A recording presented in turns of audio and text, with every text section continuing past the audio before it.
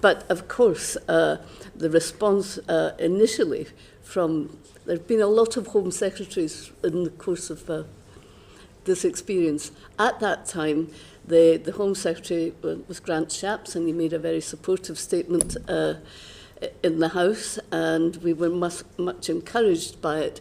However, I think that was probably the high point of our experience with the last administration, because Mr. Shapps wasn't there within a couple of weeks. It was the next person, Ms. Braverman. Or yes, it was, wasn't it? 7 or 8 that were there.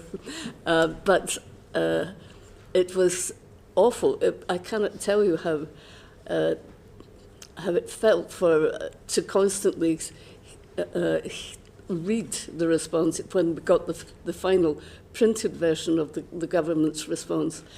It was inconsequential, insubstantial, committed to nothing.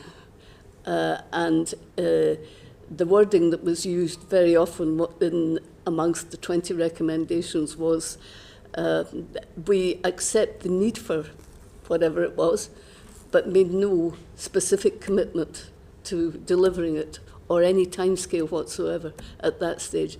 And the reaction of all of us, but mostly victims and survivors, was such huge disappointment and anger at what they had pinned a great deal of hope and anticipation on, that the recommendations we made would be delivered.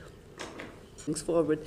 Now, I proposed at one stage, I think it was in May or April or May 2023, that there should be a small grouping formed to follow up, to act as a monitor, if you like, on what was happening.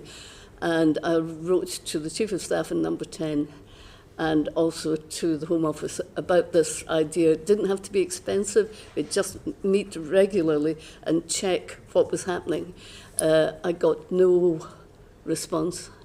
And I also it was suggested to me I should discuss it with the Home Secretary at the time, it was prior to the final printed account of the government's response, and I did raise it with her, and she was very vague and nothing further was heard. And indeed, as I recall it, nothing further was heard at all by myself until the next Home Secretary came along, and that was later in the year when Mr. Cleverly was appointed, and I wrote to him saying perhaps we could reset this relationship and try to move things forward. And he was very amenable, and we did have a couple of meetings with him, and he attended an event in January of last year that we organised here to try to raise interest in this. I just wanted to mention one other aspect of all of this. In the end of May, after we'd seen the published response of government, myself and the 3 panel members from the original inquiry wrote to the Times newspaper saying how upset and distressed so many people were after all this time and all the energy, and the response felt disingenuous. It appeared to promise something, and in fact there was no substance to it. So that was our public statement of what we felt about what had happened. I was on holiday, and I had a call from, or I had a message that somebody wanted from the Home Office wished to talk to me about how we could take the recommendations forward, and I thought that's great. Well, maybe this is a chance. This was in June. We'd sent the letter to the Times in May, and what then happened, which I thought was improper, was a special advisor came on demanding to know why I had written to the Times and complained, and I was very clear that I was not accountable to this person as an independent chair for any actions at all. And I did have ideas about how we could take things forward if they were willing to listen. So that was not a happy experience either, of engaging and trying to push for these recommendations, which are much needed to go forward.